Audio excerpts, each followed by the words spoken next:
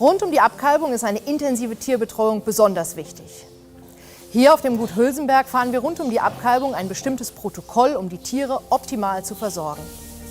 Das beginnt damit, dass die Kühe direkt nach der Abkalbung den Rinder-Vital-Energietrunk bekommen. Außerdem wird regelmäßig die Körpertemperatur erfasst und es gibt einen Ketose-Schnelltest, der in regelmäßigen Abständen nach der Geburt durchgeführt wird, um Ketosefälle möglichst früh zu erkennen und auf Stoffwechselstörungen rechtzeitig reagieren zu können. Die Kühe gehen bereits direkt nach der Abkalbung zum Beginn der Laktation in den Roboter.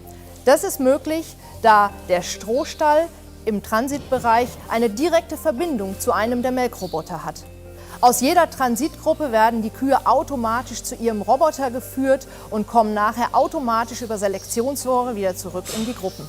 Dies ermöglicht es uns, unterschiedliche Transitgruppen zu füttern und die Ergebnisse unterschiedlicher Fütterungsregime in dieser sensiblen Zeit in Zusammenarbeit mit der ISF auszuwerten.